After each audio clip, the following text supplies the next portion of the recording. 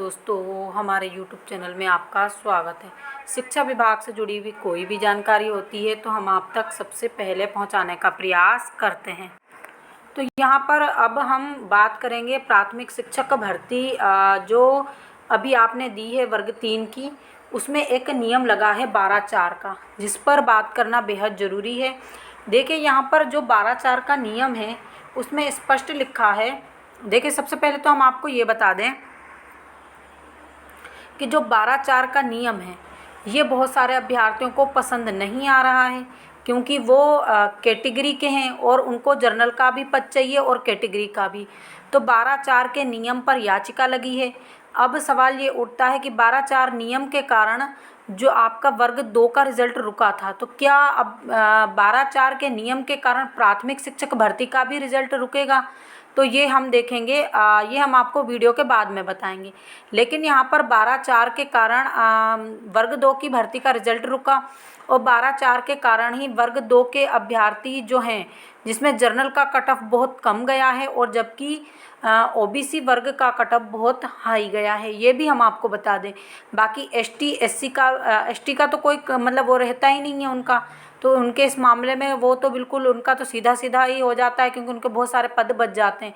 बाकी एससी का cut off भी बहुत हाई गया है। अगर 12/4 का नियम हट जाता तो एससी और ओबीसी का कट ऑफ ईडब्ल्यूएस का इतना हाई नहीं जाता।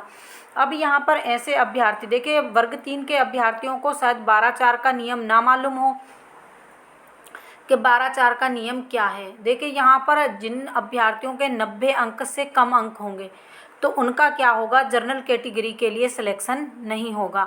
जिनके पात्रता परीक्षा में 90 अंक से कम हैं उनका जनरल कैटेगरी में सिलेक्शन नहीं होगा। यहाँ पर हम पात्रता की बात कर रहे हैं, और अगर मान लीजिए उनके चयन में कितने भी अंक आ जाएं, यहाँ पर कोई अभ्यर्थी हैं जैसे किसी कैटेगरी से हैं, उनके पात्रता परीक्षा में 90 अंक से कम हैं और यहाँ पर उनके हाईएस्ट 95 आ चुके हैं, तो वो केवल अपनी कैटेगरी की सीट ही लेंगे।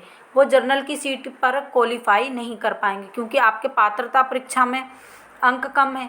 अब यहाँ पर अगर आपके पात्रता परीक्षा में भी 90 हैं और आपके इधर से 75 अंक हैं, तो भी आप इनकी सीट ले सकते हैं, क्योंकि अगर आपके अंक के ऊपर किसी का ना हुआ तो आपका सिलेक्शन यहाँ होगा और आपकी ये एससी वाला या ओबीसी वाला पद यहाँ पर वो छोड़ देगा।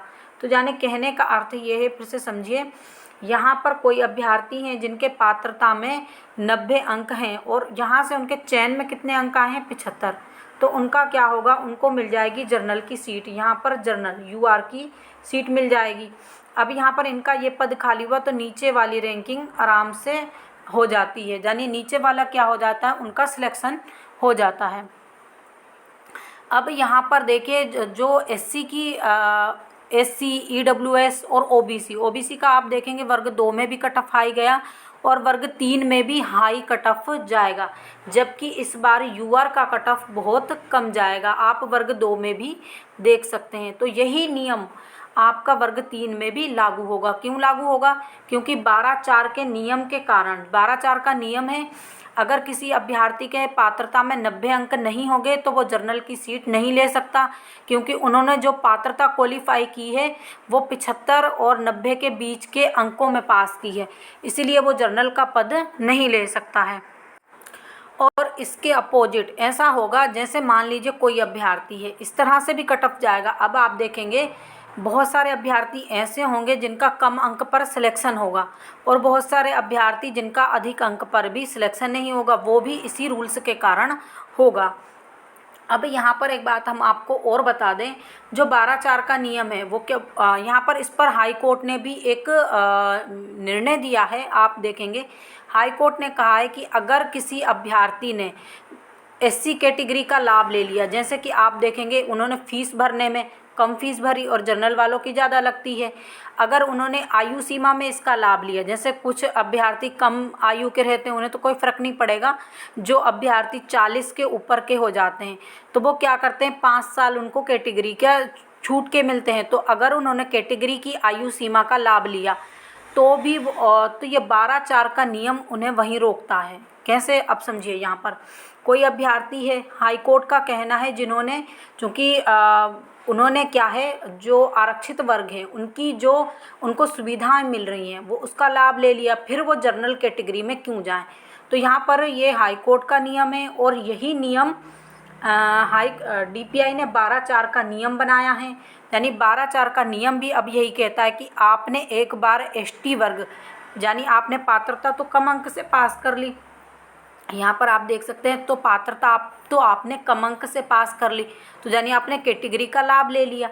अब अगर आपके 90 अंक से कम हैं तो फिर आप जनरल वाली सीट कैसे ले सकते हैं, क्योंकि पात्रता में आपने आरक्षित वर्ग का लाभ लिया, तो अब आप चयन परीक्षा में उसी वर्ग में रहेंगे, जनरल कैटेगरी में नहीं आएंगे।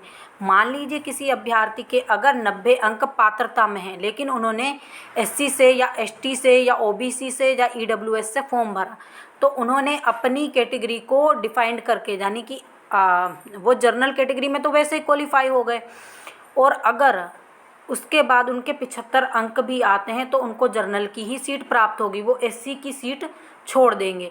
तो ये आपके कट ऑफ पर बहुत प्रभाव पड़ने वाला है।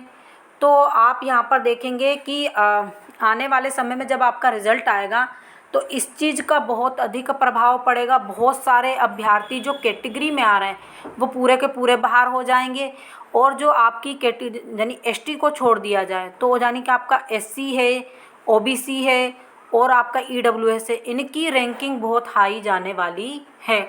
तो इसी प्रकार की जानकारी के लिए आप हमसे जुड़े रहिए। जो लोग हमारे चैनल पर पहली बार विजिट कर रहे हैं, प्लीज़ चैनल को सब्सक्राइब कर लीजिए, वीडियो को अधिक से अधिक लाइक कीजिए, शेयर कीजिए, ताकि सभी अभ्यर्थियों तक ये जानकारी पहुंच सके। और दूसरी बात क्या है, आपको कमेंट करना है, आपको कोई बात समझ में नहीं आ रही तो वो भी हम आपके कमेंट का जवाब देंगे। और मान लीजिए कि आपको कोई दिक्कत हो रही तो उस पर हम वीडियो भी बना देंगे। Thank you.